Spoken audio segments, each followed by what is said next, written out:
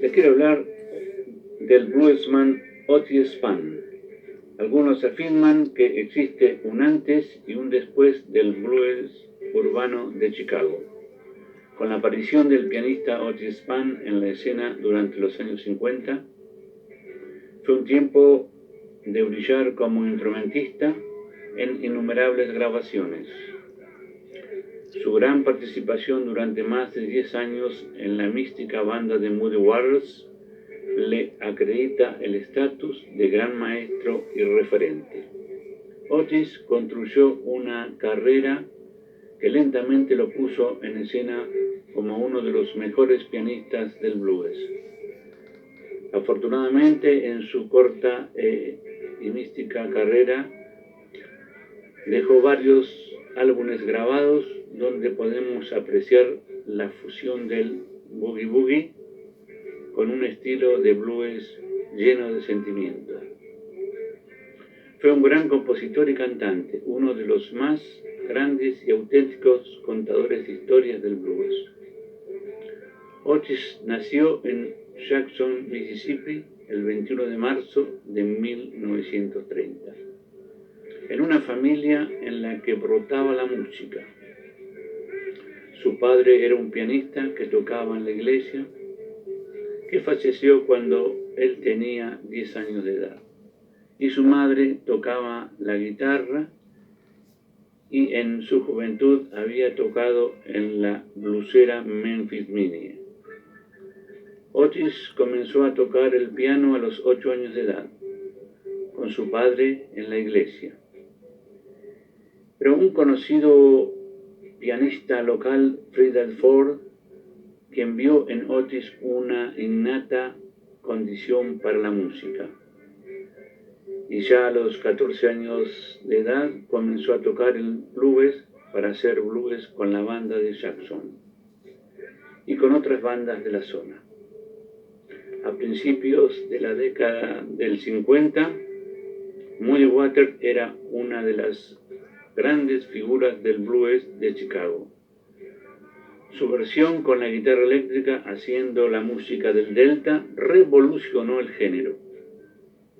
Con un par de éxitos grabados para el sello Aristocrat Records de los hermanos Leonard y Phil Chess, Muddy estaba a punto de formar una de las más legendarias e influyentes bandas de la historia del blues, con la que grabaría clásicos imperecederos.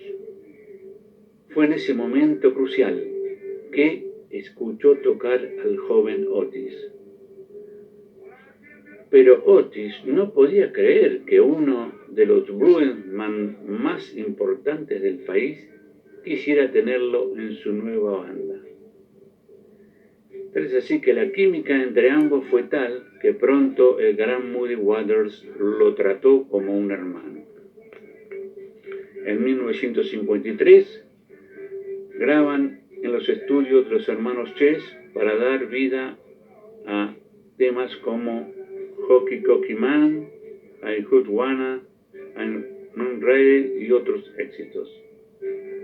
La combinación armada alrededor de Waters era de ensueño y marcó para siempre el sonido perfecto y puro de cómo debía sonar el blues.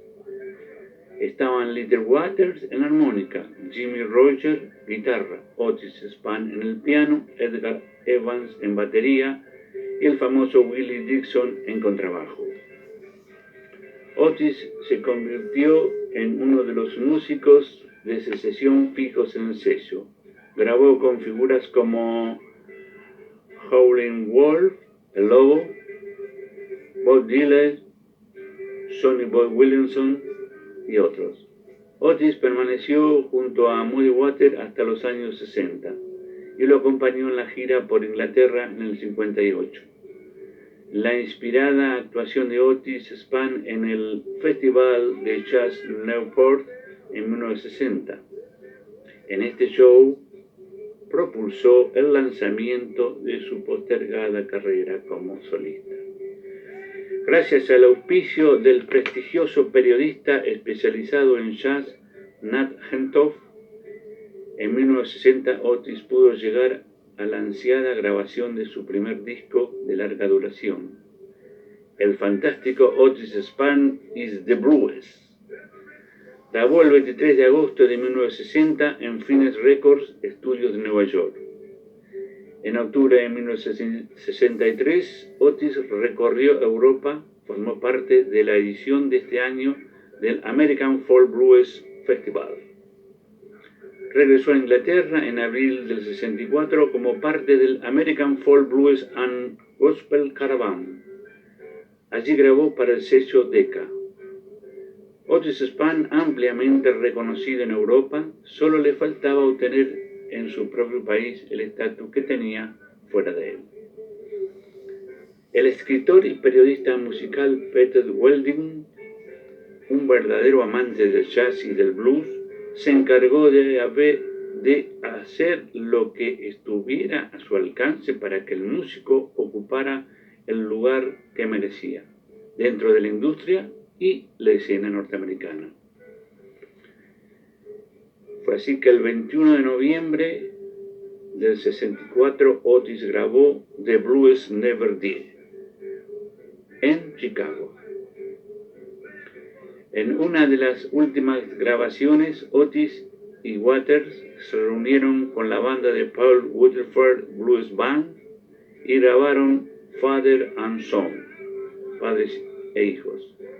Los dos padres negros se reunieron a sus hijos porque en la banda de Waterford todos eran blancos excepto el baterista.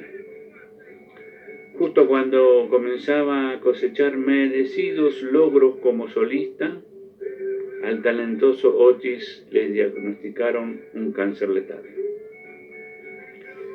Lamentablemente falleció el 24 de abril de 1970 en Chicago. Tenía solo 40 años. Otis dijo una vez: una de mis mayores influencias fue Vic Maceo, que podía tocar tan bien como cantar. Así como Vic Maceo influyó en Otis Spann, Otis consiguió encender la llama del blues en Inglaterra, que iluminó e inspiró a grandes músicos como Ronnie Scott, Alexis Corner, John Marshall, Brian Jones, Mick Jagger, Eric Clapton, Chet Beck, Peter Green y otros.